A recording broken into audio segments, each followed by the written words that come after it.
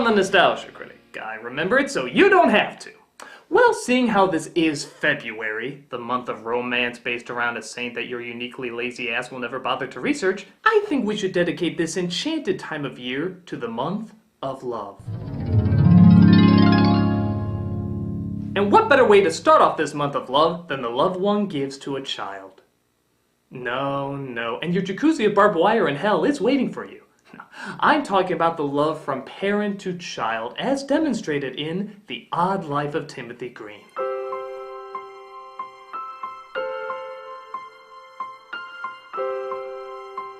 This is the story about a couple who can't have a child until one magically appears in the backyard and shows them the quirks and whimsy of what it means to be a parent. Now granted, a lot of people didn't like this film when it first came out. In fact, many declared they'd rather pass a marble bag of kidney stones. But I'm sure such an innocent story couldn't have anything that horrible in it. How bad could something like this possibly be? Something so adorable and lovable and cute and absolutely charming. My apologies to the neighbor's cat. It's just, after seeing a film that was so cat-killingly bad, I had no choice but to destroy the nearest living creature. I mean, wow. Wow! God, Jesus, wow! Heaven above, Lord, shit, fuck, wow! This film is horrendous! I mean, it's god-awful! I could rip into this shit storm so much that... That's exactly what I'm gonna do! This is the odd, terribly disturbed life of Timothy Green. I'm sorry, Waffles. The film opens with a couple played by Jennifer Garner and Joel Edgerton, who are filling out the paperwork to apply for adopting a child. Oh, wait. You didn't answer what makes you qualified. Oh, we know. There wasn't much space. We had so much to say. Okay. Idiots. Word of advice. If your reasoning wouldn't work on your second grade teacher, chances are it wouldn't work on the United States Adoption Services. I mean, really? There wasn't enough space? That's what you're going with? Imagine using that excuse somewhere else in life. Here's my test, Mrs. Travers. You failed to answer every single question listed. I know. I just had so much information I could put down for all of them, I decided not to. I'm sorry, that means you get an F. As in, fantastic.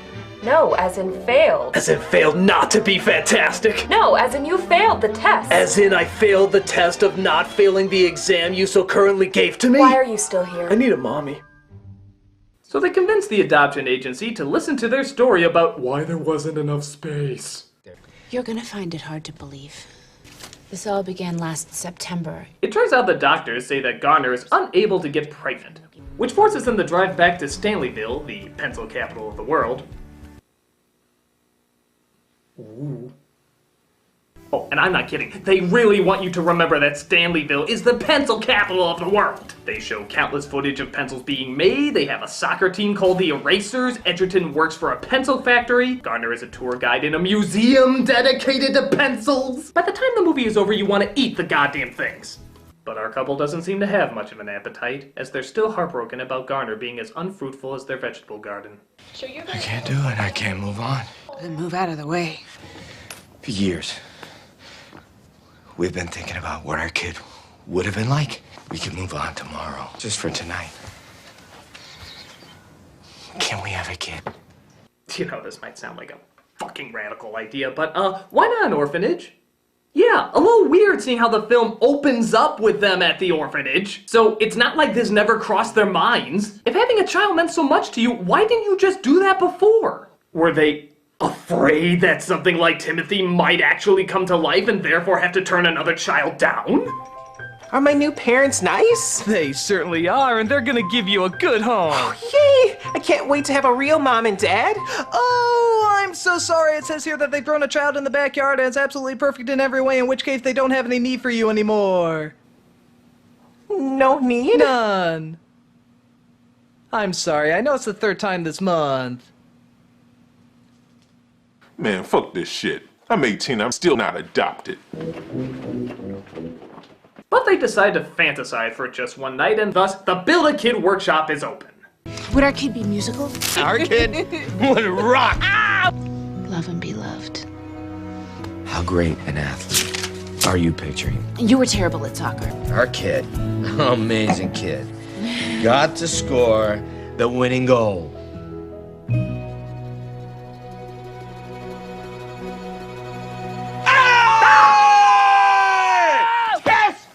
Okay, could you not show how in tune you are in such a loud, scary way? So they put their drawings of butt vaginas in a box and buried in the backyard, convinced they can now move on with their lives. But then... So we get our first look at Children of the Corn, who has leaves on his ankles and apparently is thoroughly convinced that he has always belonged to this couple. Call us Mr. and Mrs. Green. Mr. Green. Not many people do, but... Mom. Really? Dad. So, of course, they have to fill out a report or go to the police or put out posters saying missing child. Is he for us? I'm getting that feeling. Kidnapping works too. I'm always shocked how many people don't consider that option. I mean, when you look past the whole illegal and emotionally scarring thing, it's actually pretty logical. You know, you can turn them into the authorities, guys. It's not like E.T. They have walkie-talkies now instead of guns. Oh, wait. They changed it back in the DVD version, didn't they? Run, Timmy, run! So Garner's sister shows up the next day, and our new parents try to explain the appearance of our little friend. It was all very sudden and kind of miraculous. I mean, I thought you were trying to have a real kid. Let's add her to the list of horrible pieces of human shit in this film. Trust me, the list will grow. In fact, there's one right now, Edgerton's father, who apparently spent most of his time away from his son, who has resented him ever since. But Timmy hopes he can win his grandfather over with a trailer shot.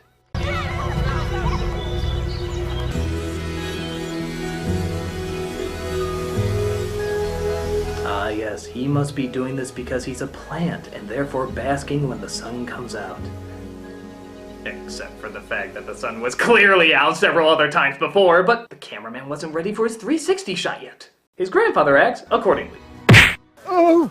What did you say to your father after he bunked the boy with leaves in the head? Complicated. I didn't say anything. Really? And yes, the adoption agency is still listening to the story and allowing them to continue. Because if I ran an adoption agency, I'd say to myself, yeah, this is worth my valuable time, not turning these people away and instead looking for parents who don't think the Cabbage Patch Kids are based on a true story. I'd listen to. I can only imagine what that guy's writing down on his notepad the whole time. We're all working hard, I know. Oh, thank God, we almost took the focus of this movie away from pencils. Worst case scenario, my aunt and my father will have no choice but to close the factory. But Edgerton is called away from the pencil pushers as it appears Timmy has been beaten up at school. This kind of thing happened to me when I was your age. Yeah. And all I wanted was for my dad to have my back. And he didn't. Bottom line, as long as you come out of this with a healthy hatred of your grandfather, I'll consider myself a good father. But, oh, it turns out the father of those bullies is actually his boss. Wah, wah. Kid ratted my boys out. Are you really gonna fight all his battles for him? You think that's wise? Why can't you be like me and let my kids get away with murder? Next Saturday, we're having a birthday party pool bash, and we'd love it if Timothy would come. Yes! Oh, please, don't tell me. You took him back to the house of the boys who bullied him? He really wanted to go. So you let him decide what was best? I thought it was time he learned to fight his own battles. We just forgot to ask if he could swim. And you're probably starting to see what the main problem with this movie is. Not the fact that they're telling a story that nobody not kicked by a horse could believe, or that they live in a town with more inbred jerks than a TLC show. Though, don't get me wrong, those are great things to hate. But the parenting in this movie is awful. I mean, really, really awful. They're trying to tell this story to show how much they've learned, but all we ever see is them constantly acknowledge that they always make the wrong choices. How is that going to win him over? We were going to have the talk that we didn't really know how to have. That was the plan, the talk. And here's another little annoying tidbit they do a lot in this movie. The couple completes their sentences a little too often. Everything had changed. And there he was, leaves and all. It didn't matter where he came from. He was ours. Yeah, we were his. We were a family. We were a family. And when I say a little too often, I mean all the fucking time. How do you tell your child something's not possible? That it can't be done. When they believe in you like that. Well, we didn't want to disappoint him. No, we got busy. I'm sure, again, this is to show how in tune they are, but it's pretty obnoxious. I mean, they just never stop doing it. I love once to see a couple complete each other's sentences without getting right what the other was going to say. It didn't matter where he came from. He was ours. We were his. We were a family. It was the greatest day Since he discovered Viagra. That wasn't what... A penis should look like, until he started taking it. Maybe if you let me finish. He would say all the time, but nothing ever came out. I don't think we should talk about this. Without visuals. Jesus Christ! He would cry every night until I showed him the online ads. Damn it, honey, this is already hard enough! What's the name of the brand we got? This is... Why we can't have children. Can we just go back to talking about the child that we grew in the backyard? I think we were winning over much better with that. Right? What's with the straight face?